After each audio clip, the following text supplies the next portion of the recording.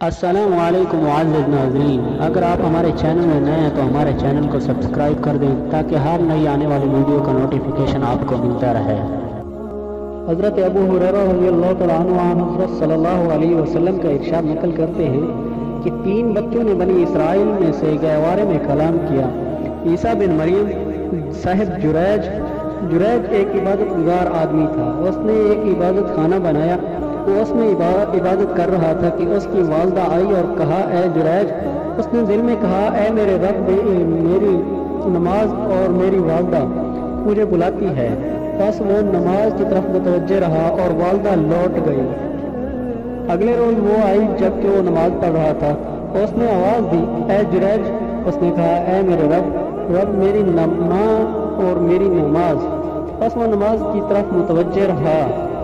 بس جب اگلا دن آیا تو وہ پھر آئی جبکہ یہ نماز پڑھ رہا تھا، اور اس نے آواز دی، اے جریج۔ اور اس نے کہا، اے میرے رب، میری ماں اور میری نماز۔ بس وہ نماز کی طرف متوجہ رہا۔ اس ماں نے کہا، اے اللہ، اس کو موت نہ دینا جب تک یہ فحشہ عورتوں کے چہروں کو نہ دیکھے۔ بنی اسرائیل میں جریج اور اس کی عبادت کا تذکرہ ہوا۔ ایک فحشہ عورت تھی کہ حسن میں جس کی مثال دی جاتی تھی۔ اس نے کہا، اگر تم پسند کرو تو میں اس کو فتنہ میں ڈالتی ہوں۔ وہ عورت جریج پر اپنے آپ کو پیش کرنے لگی، مگر جریج نے اس کی طرف توجہ نہ کی۔ چنانچہ وہ عورت ایک چرواہے کے پاس آئی جو اس کی عبادت خانہ میں آتا جاتا تھا۔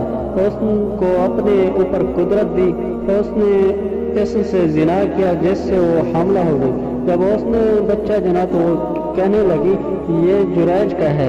لوگ جریج کے پاس آئے اور اس کو عبادت خانہ سے اتار کر گرا دیا اور مارنے لگے۔ جریج نے کہا، کیا معاملہ ہے؟ انہوں نے کہا، تو نے زنا کیا ہے اس فحشہ عورت سے اور اس سے تیرا بچہ پیدا ہوا۔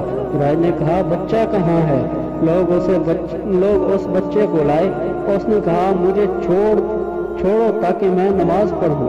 پھر اس نے نماز پڑھی۔ جب وہ نماز سے فارغ ہوا تو بچے کے پاس آیا اور اس کے پیٹ میں انگلی سے چوکا لگایا کہ پوچھا، اے لڑکے، تیرا باپ کون ہے؟ اور اس نے کہا، فلاں چرواہا۔ پھر تمام لوگ جریج کی طرف متوجہ ہوئے اور اس کو بوسہ دیتے ہوئے چھوتے تھے اور کہنے لگے، ہم تیرا عبادت خانہ سونے سے بناتے ہیں۔ اس نے کہا، جس طرح پہلے مٹی سے تھا اسی طرح بنا دو۔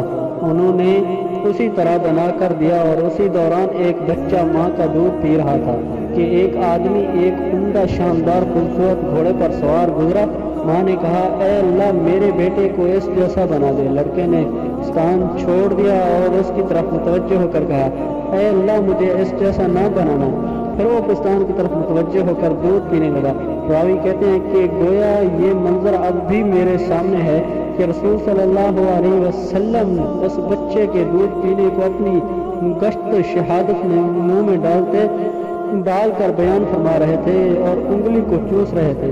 پھر راوی کہتے ہیں کہ ان کے پاس سے لوگ ایک لونڈی کو لے کر گزرے جس کو وہ مار رہے تھے اور کہہ رہے تھے کہ تو نے زنا اور چوری کی ہے۔ وہ کہتی جا رہی تھی، مجھے اللہ کافی ہے اور وہ خوب کارساز ہے۔ اس بچے کی ماں نے کہا، اے اللہ، میرے بیٹے کو اس جیسا نہ بنانا۔ بچے نے دودھ چھوڑ دیا اور لونڈی کی طرف دیکھ کر کہا، اے اللہ، مجھے اس جیسا بنا۔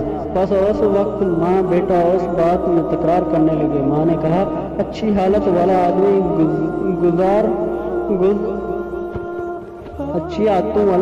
گزرا تو میں نے کہا، اے اللہ، میرے بیٹے کو اس جیسا بنا دے، مگر تو نے کہا، اے اللہ، مجھے اس جیسا نہ بنانا۔ اور لوگ اس لونڈی کو مارتے ہوئے لے کر گزرے اور کہہ رہے تھے، تو نے زنا اور چوری کیا۔ میں نے کہا، اے اللہ، میرے بیٹے کو اس جیسا نہ بنا۔ تو نے کہا، اے اللہ، مجھے اس جیسا بنا دے۔ لڑکے نے جواب دیا، وہ ظالم آدمی تھا، اس لیے میں نے کہا، اے اللہ، مجھے اس جیسا نہ بنا۔ اور لوگ اس لونڈی کو کہہ رہے تھے کہ تو نے زنا کیا اور چوری کی، حالانکہ اس نے نہ زنا کیا اور نہ چوری کی، اس لیے میں نے کہا، اللہ، مجھے اس جیسا بنا دے۔